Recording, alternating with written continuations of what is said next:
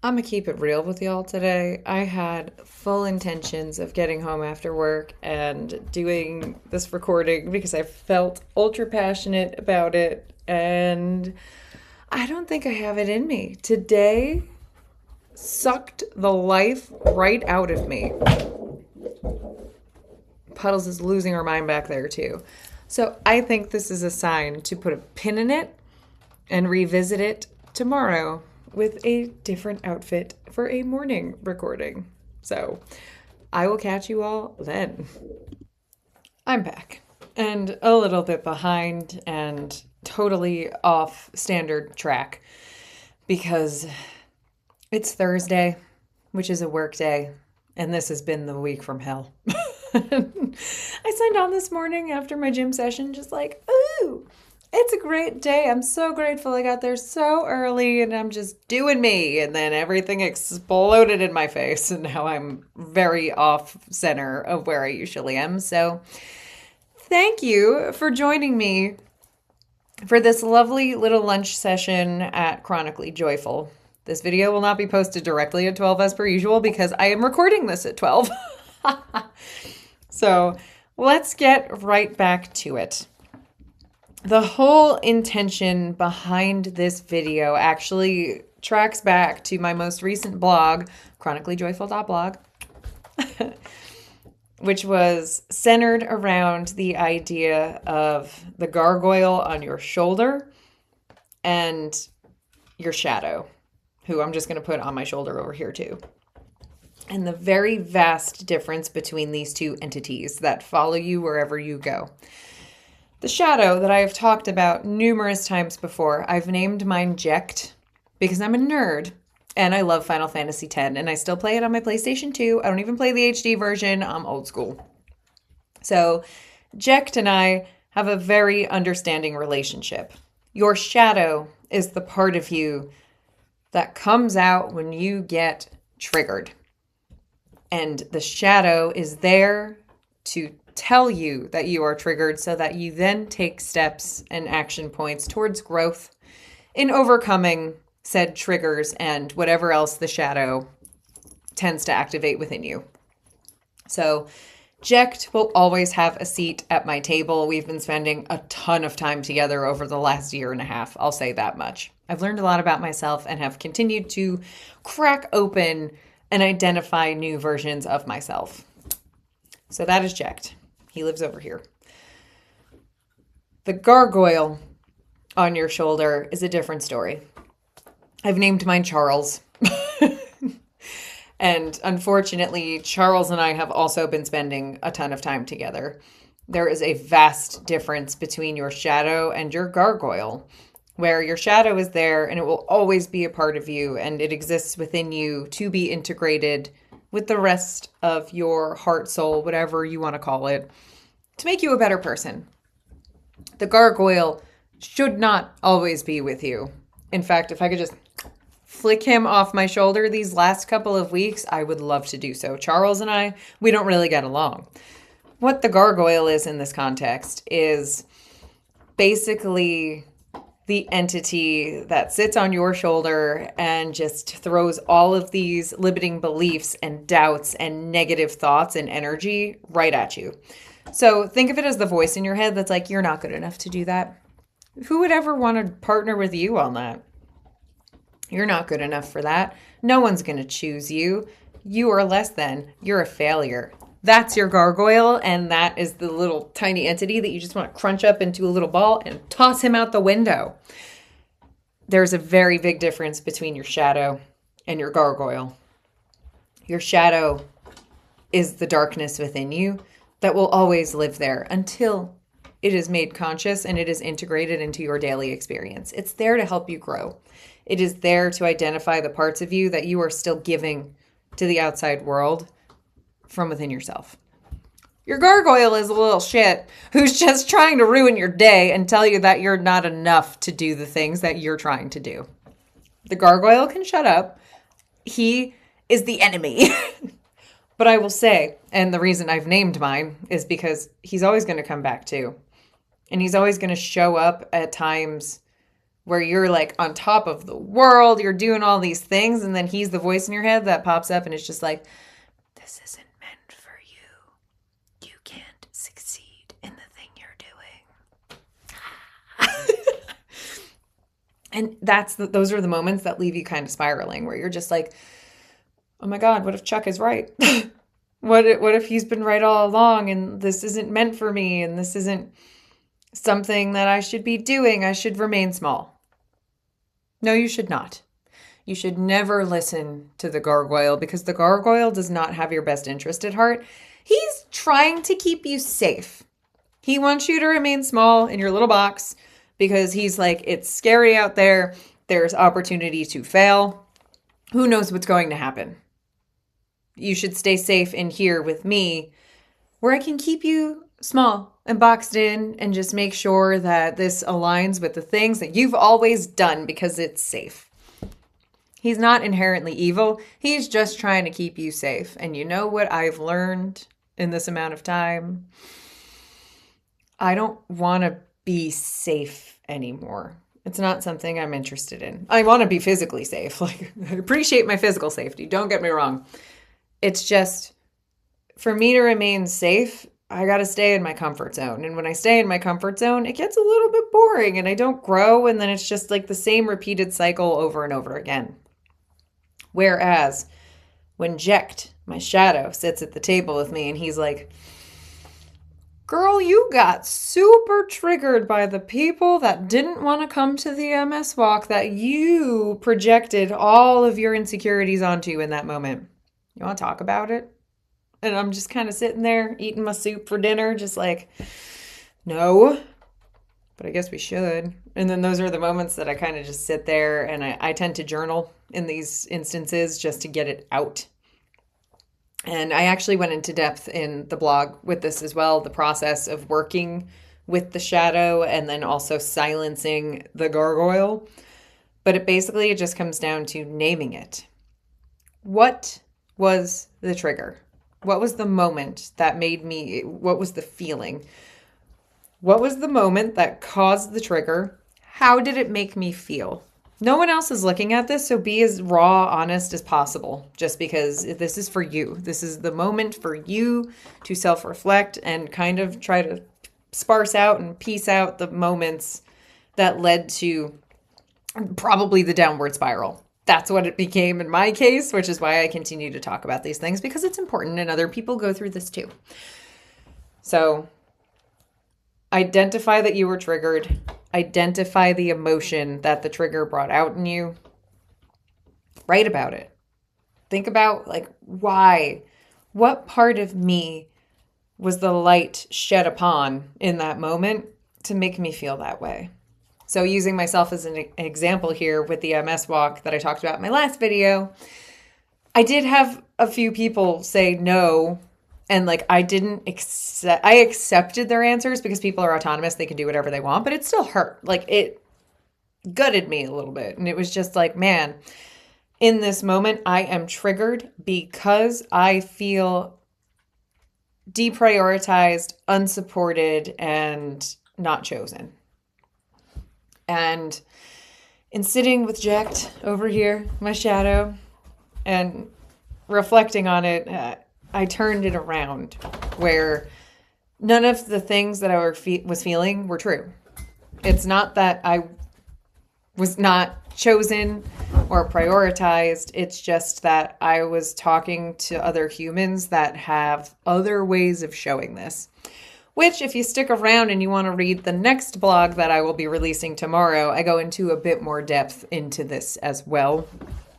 Of where, using my sister's coined phrase, people prioritize the things that are important to them. Again, I'm going to bring this back as many times as humanly possible because it's changed my life. And then recognizing that you can still be prioritized by other people. It just might not look that way. Also referring back to my last video.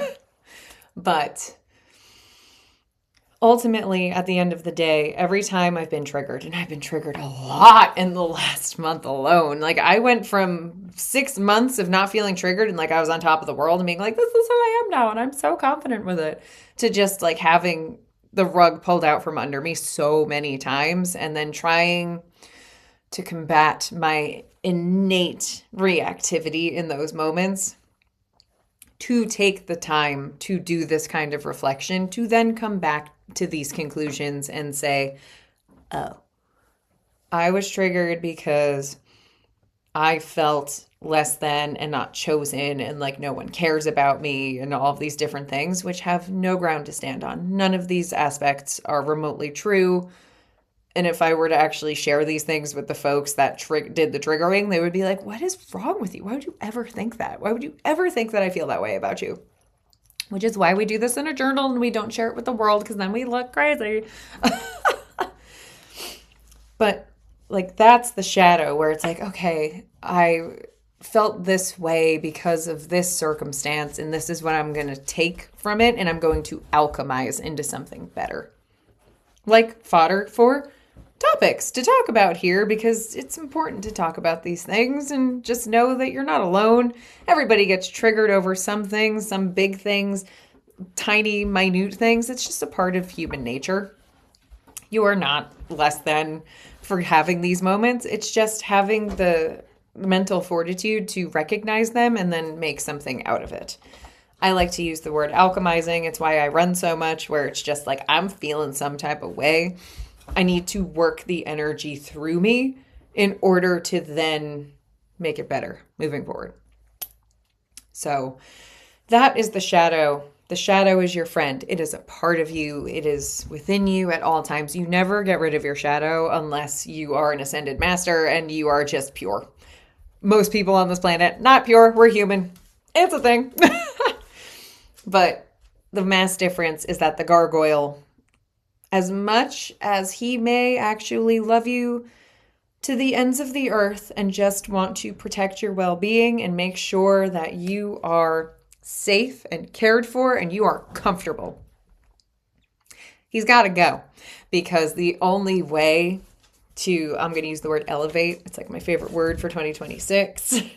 The only way to elevate to the next level within yourself is to get uncomfortable. You don't want the gargoyle telling you you shouldn't do that. The gargoyle, I guess, in this instance can also be equated to fear. Most people don't take action because they are afraid of what is going to happen later. But if the action that terrifies you feels aligned within yourself, do it anyway. Do it anyway. I'm at a stage in my life now where if I'm not causing harm physically to another person, and ideally not emotionally or mentally either, what's the real risk? I look at this life kind of like an experience playground these days, where it's just like, well, I'm supposed to make weird choices and big mistakes and learn from them to become a better human being, and not just continuously, endlessly repeat the same patterns and cycles until the end of time. And then have to come back later as a different person and then repeat the same cycles until I figure it out. I think I'm starting to get it.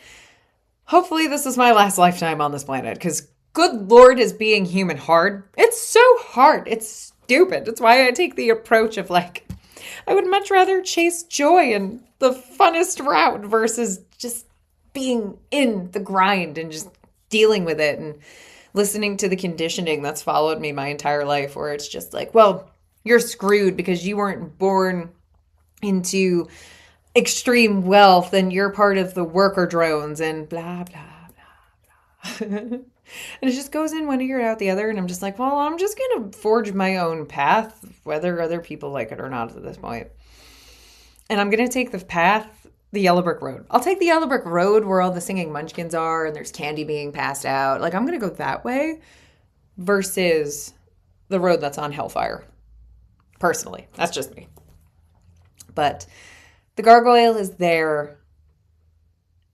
And I keep wanting to say that he's your friend because he does care about you, but he's not a good friend. He's not the friend that like I would want in my corner at all times, just because he's always going to be that voice of reason, I guess. That's like, well, if you choose this, here is a Declaration of Independence sized list of all of the risks associated. Is the juice worth the squeeze? Probably not. You should probably stay in your box where it's safe and just continue keeping on. I don't want to listen to the gargoyle anymore because I'm here for something more. I don't know what that is, but I feel it in my heart and soul. That's just like, I want to do something, which is why I will continue saying this until the day that it either actually happens or I croak. Where my goal is to just keep persisting in the idea that MS does not have to last forever in this lifetime for me. Even though it is a chronic illness, I'm not trying to make magic happen or that I'm going to cure it, but I do believe in miracles. I start every morning by saying I believe in miracles. And I am keeping on this path Naruto style. I will make this at least a small piece of my personal existence, one way or another. And that is just my personal approach. So as the gargoyle is like, yeah, but like you are blind in your left eye because you got super stressed at work today and like you got foot drop after your last run because it was 92 degrees. And like, here's all the evidence to point against the thing you're talking about. And I'm just kind of taking that evidence and being like, I'm not looking at that. I instead am referring back to the garden of my mind that I talk about all the time, being like, in here, it's gone. In here, there's peace. And that is becoming just the way that I approach my existence and encourage you to do also, where it's just like when life is throwing heaps of like expired potatoes at you, just like take this garbage and deal with it. Take that beautiful deep breath and take a step back from it. Because ultimately, at the end of the day, you might be feeling really viscerally upset in this moment because of said circumstance. But in the grand scheme of things, it's not that big a deal. It almost never is. And even if it is a big deal in the moment, like you experience major loss, that's huge. That matters. That's a big deal. I'm not discrediting that. But think 5 to 10 years in the future. You are not going to still feel as downtrodden as you do in this moment. And like I always say, in this moment, feel it fully. Allow yourself that. Allow yourself to feel. But know later, in time, with the right practices in place, it will get better. It always gets better.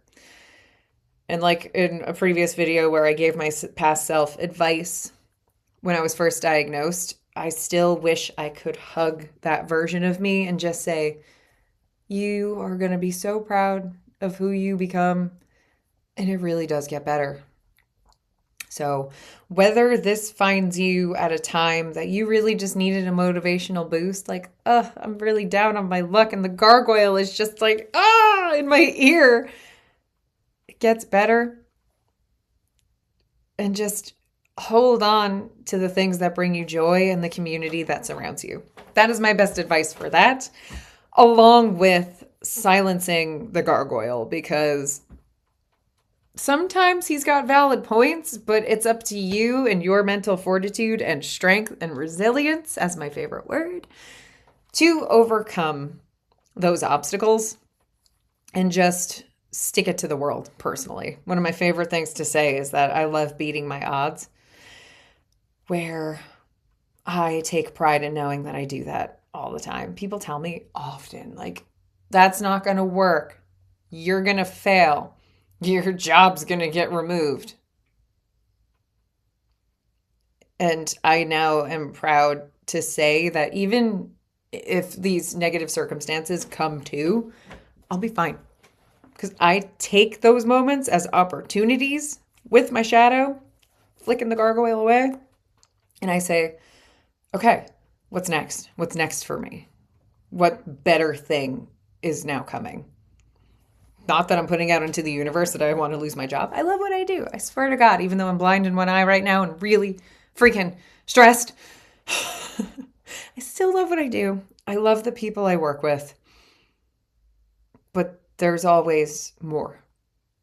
So don't hold on to things with a death grip. Know that no matter what happens in this life at any time, it's going to be okay. and probably get better if something bad happens later. Time is a man-made construct. I forget what the quote is from the Stephen King Dark Tower book, The Wind Through the Keyhole. It's lovely. That's actually the first book that I read, and that got me into that series. But it might have actually been Time is a Man-Made Construct. Because, friends, time isn't linear. Just do what you gotta do. Keep on keeping on. Believe in the things that you believe in. Pursue your passions. Pursue your joy. Have fun along the way, and stop taking shit so seriously. That's my very tired, burnt out advice of the week for everyone here. But to close out on the shadow and the gargoyle, trust your shadow. Your shadow loves you. It's a part of you. It is you. Your shadow is you. It's just trying to bring to light the parts of you that are trying to shift into something greater. The gargoyle, Chuck, he can eat it, and I don't want to listen to him anymore. And I refuse to stay down or boxed in because it's the safer, more practical route. I'm on a path right now that is so out of the ordinary in comparison to everybody else I know in this life that I'm carving it as I go with a golden pickaxe. And when I come out of the ground on the other side into the Great Valley, bringing that back, I will be able to look back and see the trajectory and the growth in the mole tunnel that I'm creating right now, as are all of you. So the light in me absolutely sees the light in you and your shadows, because they are always welcome at the table. Name your gargoyle, and the next time you've got that negative voice in your head that says, you can't do it, you're going to fail, you are not chosen, nobody likes you, just flick it and say, shush, that's enough out of you. No one asked for this kind of negativity today. Shake your shadow's hand, invite them to sit at your table, and have the happiest, most blessed life. As I said this, the sun came out. This is magic. So thank you for joining me on this lovely Thursday and dealing with my half broken brain. Again, anybody that's watching this that's local, Walk MS Richmond is happening this Saturday. It kicks off at 9:45 at the Richmond Raceway. I will be there with bagels, not Puddles. Puddles will not be with me because it is supposed to rain, but we will all still be there, bright, sunshiny, and ready to walk that wet, lovely mile. So have the most wonderful end to your week. I will see you all on Sunday, and I wish you joy, light, positivity, and everything in between. I love you all so much. Spider Puds, does whatever a Spider Puds does. Does she live on the floor in the bathroom? Yes, she does. Watch out. Here is the Spider Puds. How are you so tired? You literally sleep all day, darling. We love you. What is your words of advice for this beautiful day, drooly butt? Yes, everybody go take a nap. We love you. Have the best Thursday.